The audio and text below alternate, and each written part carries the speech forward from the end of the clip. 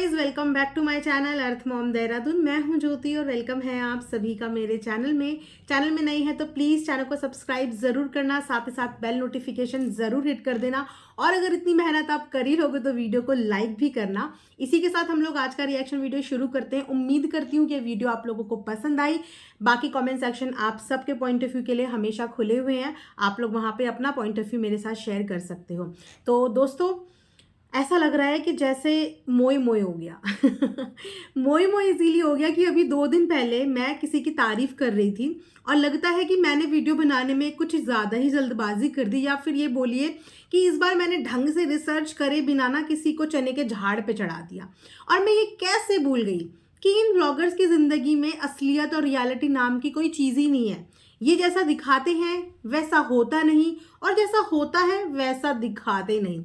तो इस बार कुछ ऐसा ही हो गया, बट कोई बात नहीं, एक ही बार गलती हुई है, उस गलती को हम फटाफट से आज रेक्टिफाई कर लेंगे, यानी कि गलती को सुधार लेंगे।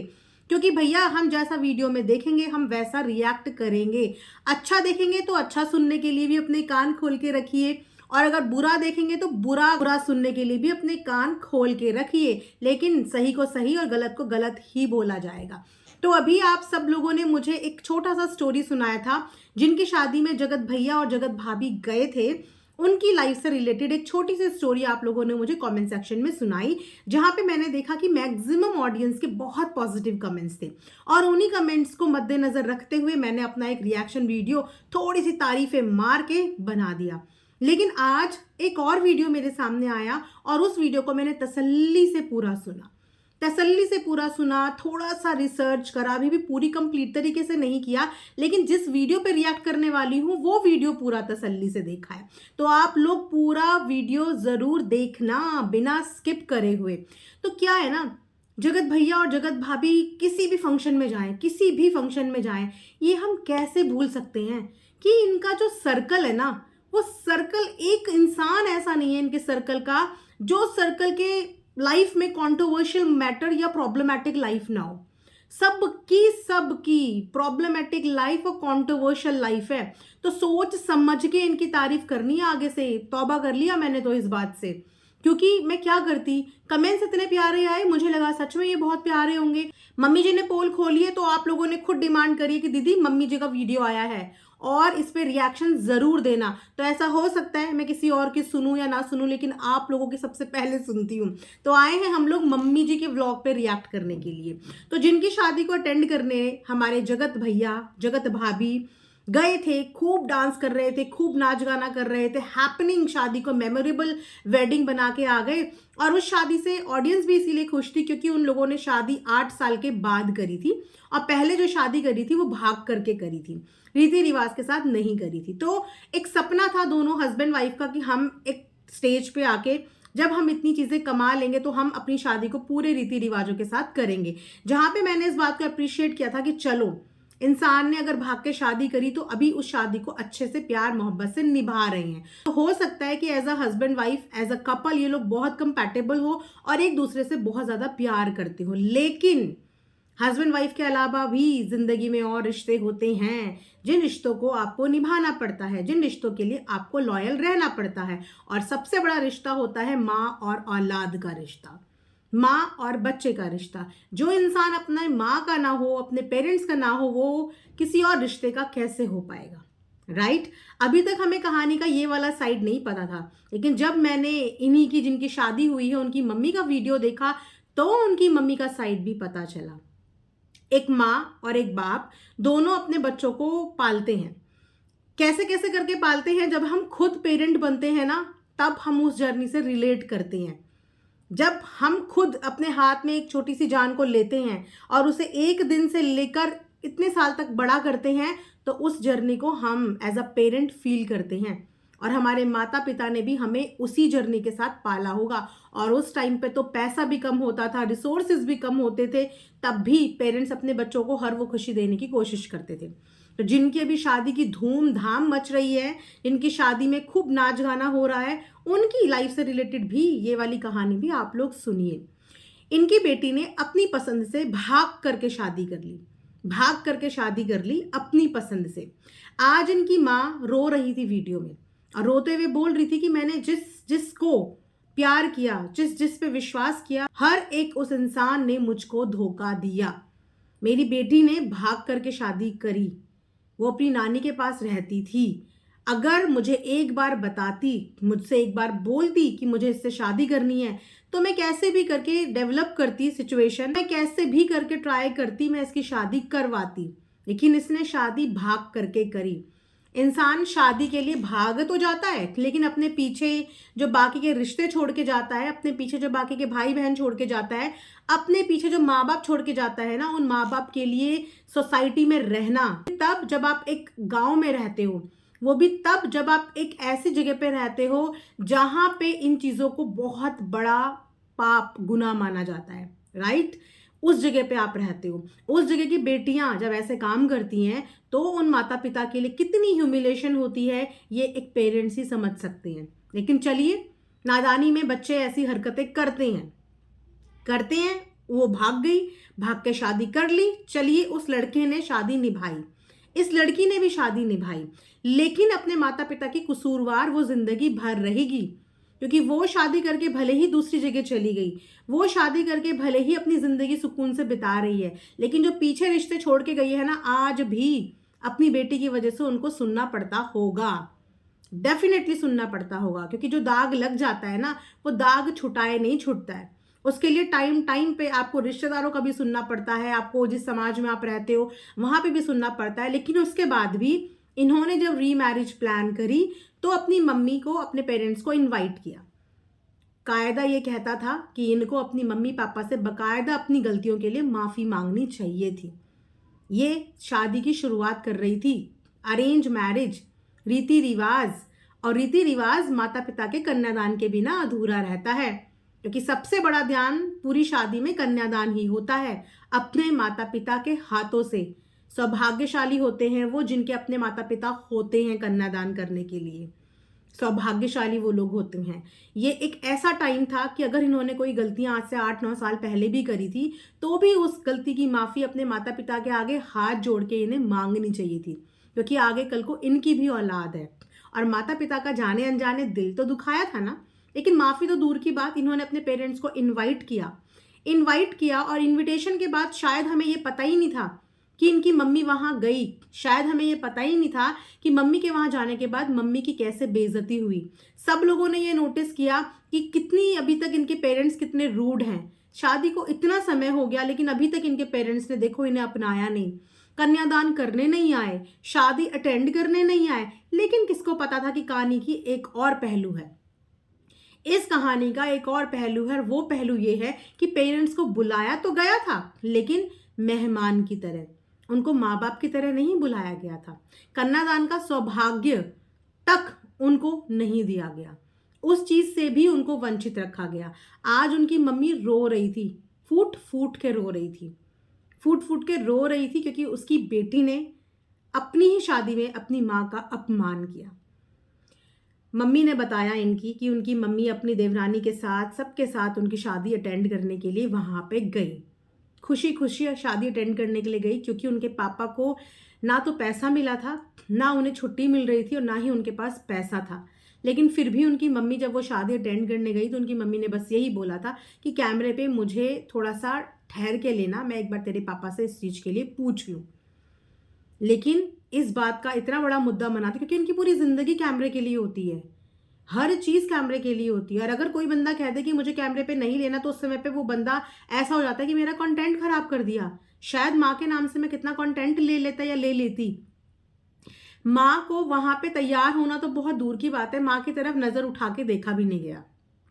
इनकी मम्मी की तबीयत ठीक नहीं थी, इनकी शादी के टाइम पे इनकी मम्मी ठीक से तैयार नहीं हो रही थी। इनकी मम्मी ने अपनी आईब्रोज के लिए भी बोला तो वो बात भी इग्नोर कर दी गई। आपने देखा ना वहां पे सब लोग कैसे सज धज रहे थे, स्पेशल पार्लर वाले वहां बुलाए गए थे, यहाँ तक कि सारे क्रिएटर्स, उनकी वाइफ, सब सज धज रहे थे। लेकिन एक बेटी की शादी में एक माँ को ही तैयार होने का मौका नहीं मिला, एक माँ को ही थोड़ा सा तैयार, थोड़ा सा टचअप नहीं कराया गया।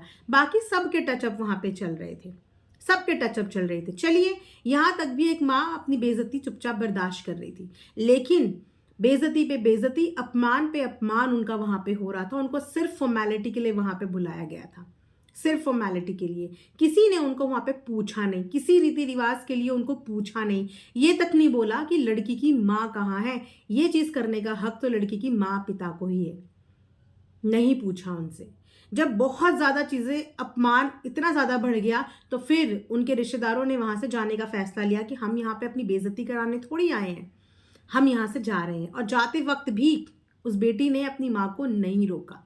इनफैक्ट जो उनकी फ्रेंड थी वहां पे मिष्टी, उसने रोका उनकी मम्मी को कि रुक जाओ आंटी रुक जाओ, लेकिन बेटी ने अपनी माँ को नहीं रोका। जबकि बेटी के हाथ में माँ के हिसाब से पर्स भी था और फोन भी था, लेकिन उसके बाद भी ना तो एक भी फोन करना जरूरी समझा, ना ही अपनी माँ को रोकना जरूरी समझा। और आपने देखा है कि कन्यादान का भी सुख प्राप्त नहीं हुआ माँ को। जो माँ अपनी तबीयत खराब में सारे गिले शिकवे पीछे रख के वहां पे गई थी, और क्या लेके आई? अपमान और आंसू, अपमान और आंसू। और आज वही माँ वीडियो बना के रो रही थी, रो रही थी वीडियो बना के कि मेरे से क्या गलती हो गई, मुझे क्यों धोखा दिया। आज उसका जीने का मन नहीं कर रहा है, जीने का मन नहीं कर रहा है। सोचिए ना, अब तो हर रिश्तेदार उनको फिर से सुनाएंगे कि ये तुम्हारी असली औकात थी, तुम्हारी बेटी ने तुम्हारे साथ जो किया ये देखिए। और जाना है बेटी के पास। एक माँ का दिल ना बहुत कोमल होता है। बच्चे चाहे कितने भी निठुर निकल जाएं, माँ बच्चे को देख के ना अपना कलेजा थाम नहीं पाती, ममता जाग जाती है और माफ करके चली जाती है। और बच्चे बार बार माँ का दिल दुखाते हैं, बार बार उनका दिल दुखाते हैं। खैर, इस ग्रुप में तो ये हमेशा से ही ट्रेंड में रहा है कि ग्रुप के लोग, क्रिएटर्स, इनके लिए इतने इंपॉर्टेंट होते हैं कि उसके चक्कर में ये जो निजी रिश्ते होते हैं ना, इनको ये लोग वैल्यू नहीं करते हैं। ये तो हम बहुत टाइम से देख रहे हैं, बहुत टाइम से देख रहे हैं। जगत भाभी और जगत भैया भी ऐसे ही थे, अपने पेरेंट्स की, अपनी फैमिली की कोई वैल्यू नहीं करते थे। क्रिएटर्स क्रिएटर्स, ये क्रिएटर वो क्रिएटर, ये इतनी आओ भगत कि उनकी बेटी, अपनी बेटी, दूसरे की बहन, अपनी बहन, अपने रिश्ते नाते, माँ बहन, सबको साइड में करके पराये अपने बन जाते हैं। ये है इन क्रिएटर्स की रियलिटी।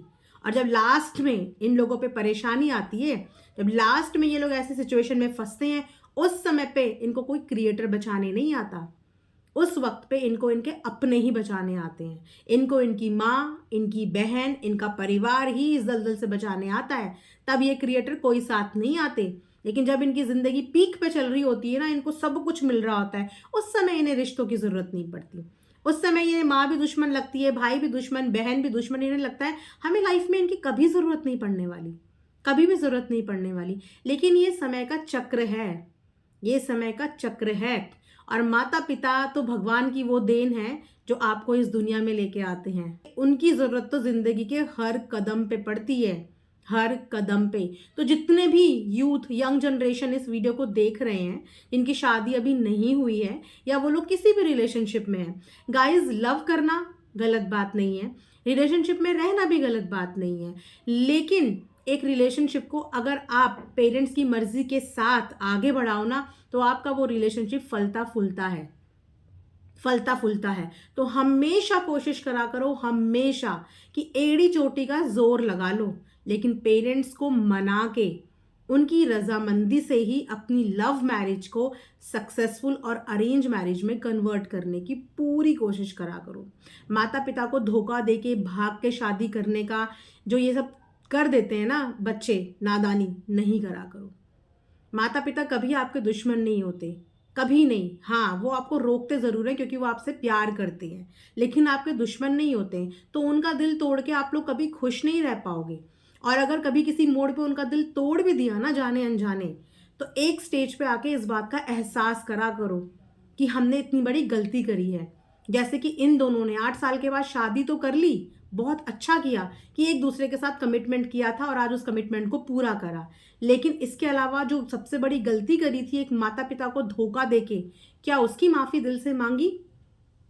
क्या वो कमिटमेंट पूरा किया? सबसे पहले तो आपको उन्हीं से माफी मांग के अपनी जिंदगी की दोबारा शुरुआत करनी थी, उनके आशीर्वाद के साथ, क्योंकि आपने बहुत बड़ा धोखा दिया था, अपने माता पिता को दिया है, जिसके लिए उन्होंने बहुत कुछ भुगता होगा। और आज फिर से उनको आपने खून के आंसू रुलाए हैं। आज उनको सोशल मीडिया पे आके अपना दुख, अपना दर्द बताना पड़ा। शायद 8 साल में वो ये सब चीज़ें भूल गई होंगी, लेकिन 8 साल के बाद फिर से उनके वो घाव ताज़े कर दिए, क्योंकि एक माँ को माँ का क्या नहीं दिया, हक नहीं दिया। माँ जिसने जन्म दिया उसको ही हक नहीं दिया कन्यादान का। एक माँ जो आपको इस दुनिया में लाई, उस माँ को अपमान करके अपनी ही शादी से जाने पे मजबूर कर दिया गया। तो ऐसी शादी कभी सक्सेसफुल होती है जिस शादी में माँ के आंसू बहें, या जिस शादी से माँ रोती हुई निकले? क्या ऐसी शादी को आप शुभ मानते हैं? भले ही आपने शादी में बहुत खर्चा किया, बहुत धूम धड़ाका किया, लेकिन आपकी माँ आपकी शादी से रोती हुई बाहर गई है, रोती हुई। आई डोंट नो बाकी इनकी फैमिली की क्या कहानी है, क्या कहानी नहीं है, लेकिन मैंने जो वीडियो देखा उस वीडियो के आधार पे मैं ये रिएक्शन बना रही हूँ। मुझे बिल्कुल अच्छा नहीं लगा, और ऐसे बच्चों की ऐसी हरकतों को मैं बिल्कुल अप्रिशिएट नहीं करती जो माता पिता की इस तरीके से बेइज्जती करते हैं। लाइफ में कुछ पाने का मतलब ये नहीं होता कि आप लाइफ के अनमोल रिश्तों को खो के कुछ पाओ। आप उन रिश्तों के साथ भी नए रिश्ते पा सकते हो, लेकिन उन अनमोल रिश्तों को खो के अगर आप नया रिश्ता सोच रहे हो तो कर्मा लौट के आता है।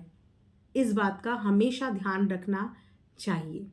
बाकी आप लोग भी अपनी राय कमेंट सेक्शन में बता सकते हैं। मैंने जो वीडियो देखा और वीडियो देख के मेरे दिल में जो फीलिंग्स आई, मैंने वो आप लोगों के आगे एक्सप्रेस कर दी, एक्सप्लेन कर दी। बाकी हो सकता है कि आप लोगों का एक डिफरेंट ओपिनियन हो, या आप मुझसे ज़्यादा डीपली इन चीज़ों को जानते होंगे, तो आप लोग भी कमेंट सेक्शन में मुझे बताना। बाकी नेक्स्ट वीडियो में मिलेंगे, तब तक अपना ध्यान रखना, और प्लीज़ अपने अपने पेरेंट्स की इज्जत, उनका मान सम्मान हमेशा करना। इसी के साथ वीडियो एंड करती हूँ। Thanks for watching earth Mom Dehradun.